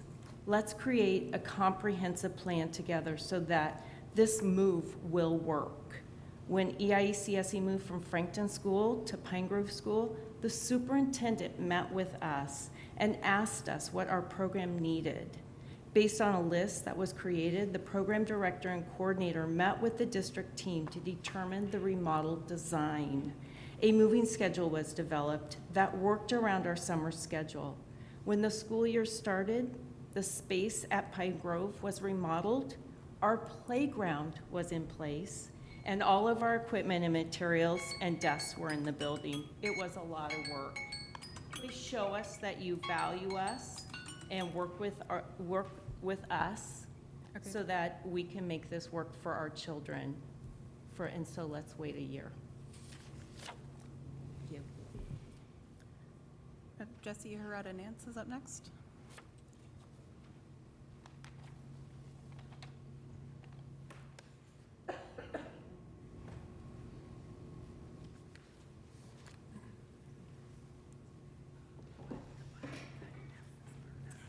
Hello, My name is Dr. Jessie Aretta Nance, and I'm a resident of Cascade Locks in Hood River County. My daughter is a student at Cascade Locks Elementary. I'm coming to the board and to the Budget Committee to speak out against the proposed reduction in student support services position at Cascade Locks Elementary School. I don't need to tell you how important student support specialists are to the academic success of students. As a district, you are committed to providing a multi-tiered systems of support to students. And at the April 8th board meeting, Superintendent Newton recognized the importance of student support specialists district-wide.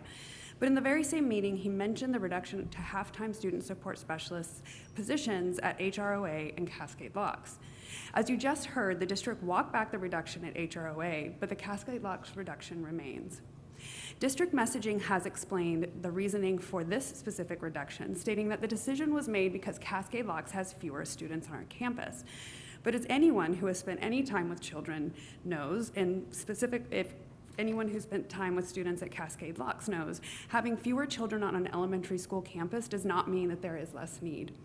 According to recent census data, 1 in 5 of the children who attend Cascade Locks Elementary lives below the poverty line, 1 in 5. And I don't need to tell you how recent cuts to SNAP, affordability, et cetera, have made an already tenuous situation even more stressful. We have many high needs kids at Cascade Locks Elementary School, and they deserve the full range of support so that they can continue to thrive academically. And while recent reporting from Columbia Gorge News quoted Superintendent Newton as saying that this year's cuts, quote, shield the heart of the student experience, end quote, and preserve, quote, elementary support specialists, end quote, this comment does not fully represent the proposed reality for students at CLES. As a parent, I'm left wondering how shielded our children are if the CLES student support specialist position remains at half-time. So I've been trying to figure out how this will work. How can our children still get the full range of support from a person employed half-time? And it seems as if there are 2 ways this can go. Either our kids get half the support from a half-time student support specialist, or the district expects that specialist to provide the full range of support to our students in half the time and for half the pay. The latter is a labor violation, and the former is an ethical violation. I know that we are all doing the best we can with, frankly, a really crappy budget situation that none of us is responsible for. And I know you all are working so hard for this district, but I am pleading with you to please not move forward with a budget that doesn't provide our kids, all kids, with the same amount of emotional and social support that every other child in this district receives. Thank you very much for hearing my comments and for your consideration. Michaela Keller?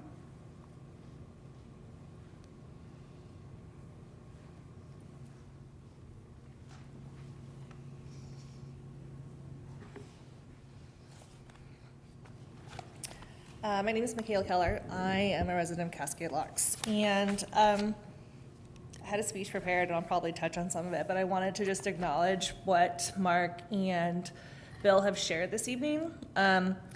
A lot of you have seen my face before in some of the budget committee, maybe not so much, but I feel like I've been coming before the board trying to advocate for Cascade Locks. And I feel like I haven't been heard. I feel like our community hasn't been heard.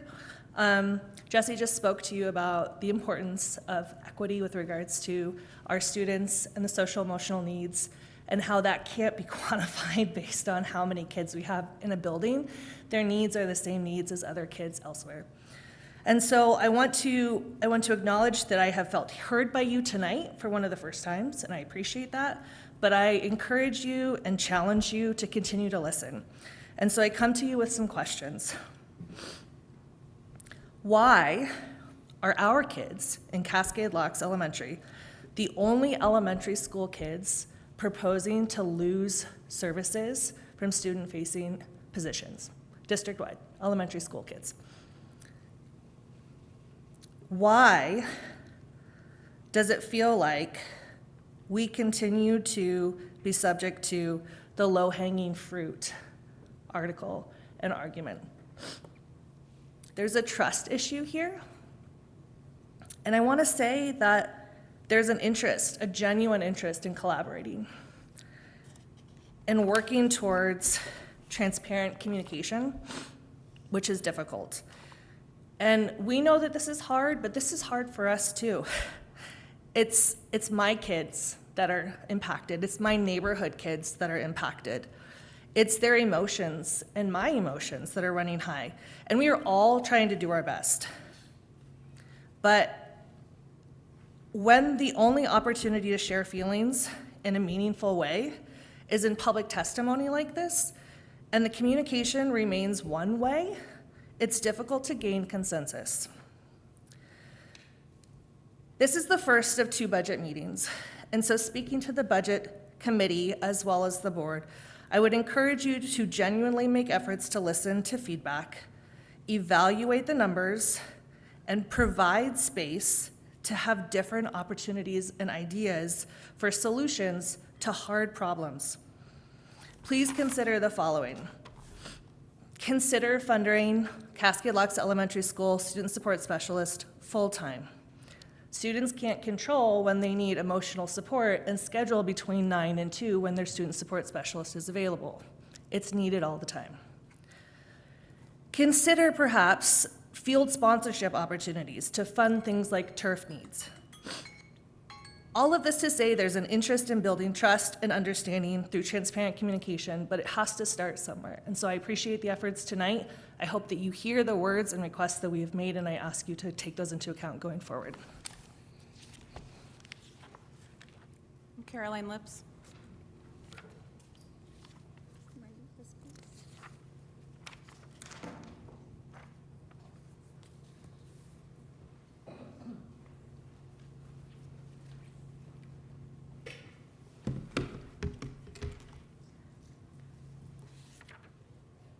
Hi, my name's Caroline Lips. I live in Cascade Locks in Hood River County. First, I want to thank you all for what you have done for the students in our district. I know every year you have a lot of difficult decisions to make, and I appreciate everybody here volunteering their time to do this, serving on the board and on these committees. I want to take a moment to acknowledge something that gets lost in a lot of these conversations, which is what's actually happening at our school. And it's actually great. So 5 years ago, only 27% of Cascade Locks students met grade level expectations in ELA. Last year, we are at 46% and now above the Oregon State average. We don't know what the scores are for this year yet, but hopefully, again, on an upward trend.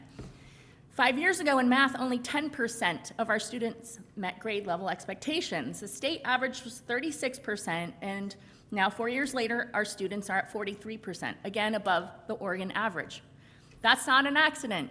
You guys all did that. This board, this committee, this other past budget committee folks. It's the result of the commitment and investment in our teachers and staff at CLES. The support you provided is showing up meaningfully in our data.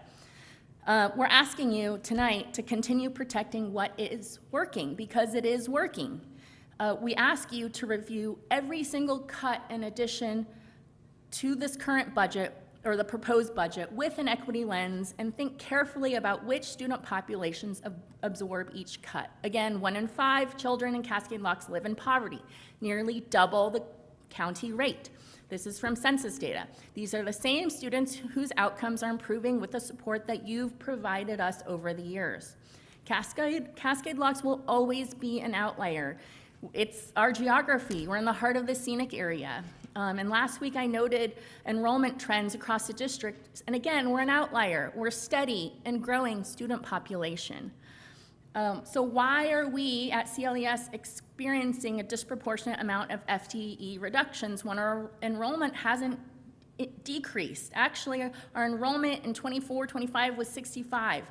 Last year it was 72. Again, this year right now we're at 75. Please consider what each cut means at the ground level and ask yourself if the cuts that you're going to make are being made equitably. We are losing 1.45 student-facing FTE. At 75 students, it is 1 adult for every 52 children. May Street, Westside, Mid-Valley, that would be equal to 6 to 8 positions. We can't absorb that in Cascade Locks. We're a smaller population. We don't have the redundancy to cushion that blow. It's hard to reconcile these decisions to reduce it's hard to reconcile student-facing positions while preserving turf. And I'll email the rest. Thank you.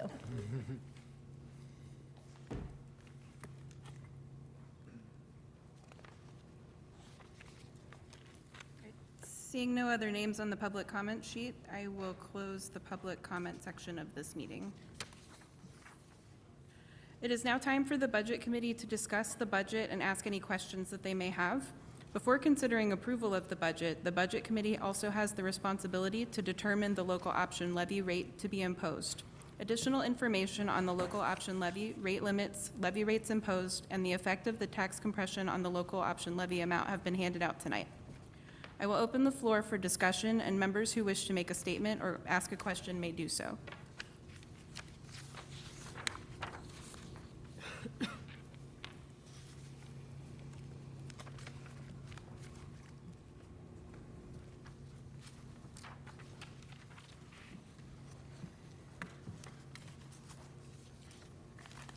I just want to recognize the fact that we have, just 9 minutes until 8 o'clock, but, it's okay, I think, for us to get it started, and then we'll pick this conversation up next Tuesday.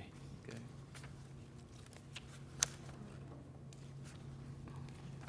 I guess I can start.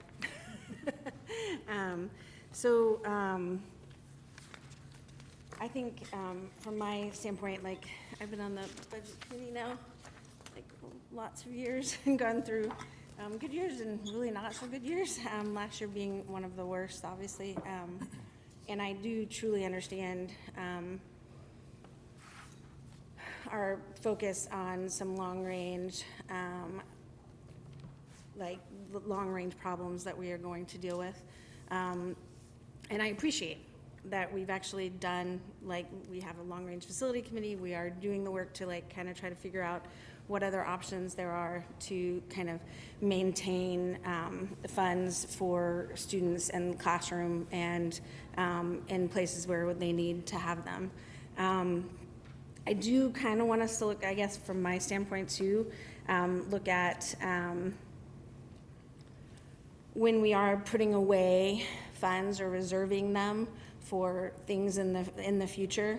And I know that we need to have some put to that, but if we're reducing really student-facing staff or kind of changing things that might impact the actual what the services they're getting, is that the best way to do it? And so I do look at our things I love our nutrition fund.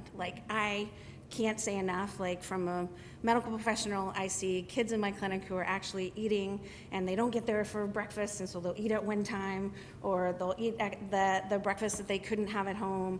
And the fact that there's no, that everybody can get that now, and it's not just, kids who don't have enough, or if they don't quite make enough, that their parents get a mean letter home, that is huge for me.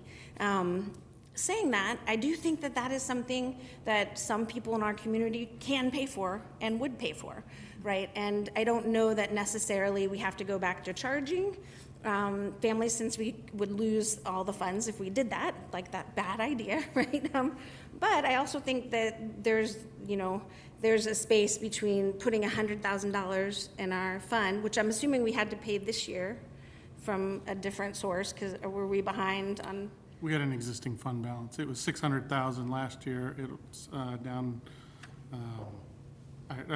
start of last year, it was 600,000, ended the year at 260. Right now, I'm hoping that we will be positive, maybe 60,000 at the end of this year, maybe. So that's what covered that, but we didn't put that in our budget last year to cover these costs. No, because we didn't need a transfer, because we were right. using the existing fund balance. Right, so, and that's my thing, is that if we're putting that now in reserve, that's $100,000 that can't go to student-facing services that I think there's a lot of very generous people in our community who would help us cover altogether, right? And who would cover for their kids. And how we do that is all another discussion, and I understand that this has to be a budget we do now. But again, taking it and reserving it and decreasing those services for those things is hard for me as a board member, a community member, that type of thing. My second one is, again, I understand the need for, we're gonna have to replace our turf field. There's gonna be liability if we don't replace it, eventually. again, taking that in reserve for replacing it in 3 years when we're losing or changing things, and again, not having a front-facing staff is hard for me. So when we're looking at what we might want to add back and then taking away, those would be the areas, because that's what you're asking us to do. And I understand that those are asks, like in the sense of we won't have that money if we need it. I do think really looking at, we put those math interventions in to try to help across all schools and kind of that equity thought. If it wasn't being used correctly, I totally get that. And if we reduce that, then I still want us to think about how we kind of fix that equitably if we don't have that staffing there, because we're not paying for those positions. And then my other thing is the move to Pine Grove. I just don't think we fully have an assessment of, one, how much that's going to cost, how we can make really equivalent spaces so that the kids get their needs and that we can do it in this year. So I guess for me, if we don't really know how much it's going to cost, how much it's going to save, then like taking a step back and and looking at that as a next year thing, I think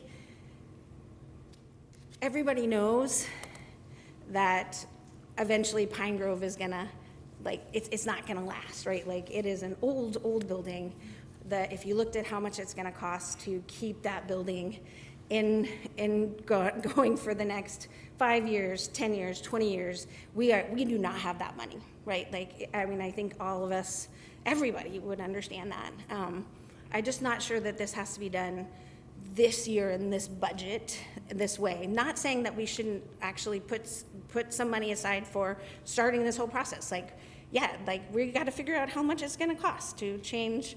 If we move the playground over, how is that going to be? If we're going to have equivalent spaces so that occupational therapy, speech therapy, all of those have their spaces that they can meet those kids' needs. What does that look like at Mid-Valley? And how much? I know Mark did a great job of saying estimating that cost, but we don't really know how much it is, and I don't think now we really know exactly what's needed in that change. And so for me, seeing a savings of $138,000 in this one, in this budget, versus not knowing how much we're actually going to spend in this budget on that in this year is a little hard for me to kind of look at. So that was my question, is there any way in between that we can look at that? So I hope that made sense. So it is 7:58 p.m. Should we pause this for next week? Okay, great. Before we recess for the evening, I will ask Chief Financial Officer Mark DeMoss to present the proposed budget committee motions that will be presented at the next meeting. Yes, thank you, Chair. If you look on page 120 and 121 of your book, are two draft proposed motions. You guys can just consider them. Like I said, the approved resolution, the first one is simply about approving a total aggregate appropriated expenditure amount. It doesn't include detail and all that stuff, but that's just the process. And so then that would be forwarded on to the board. And then the second is what the tax rates are. I've listed the permanent tax rate that we have. I've listed the local option of 125. It doesn't change from any year. And then I included an amount for the general obligation bond levy, which is actually lower than what the debt service is on the local option, on the general obligation bond, because we've built up a fund balance that we now need to return back to the taxpayers, because you can't keep an excess balance in a debt service fund. So that's where those numbers are established from. And we can talk about them in detail if we need to next week, but that's the basis of them. Thank you. At this time, it seems appropriate to recess the Budget Committee and reconvene next Tuesday, May 5th at 6 p.m. for a second meeting. With that, the committee will be in recess until that time. Can I just really quick, just Unrecessed.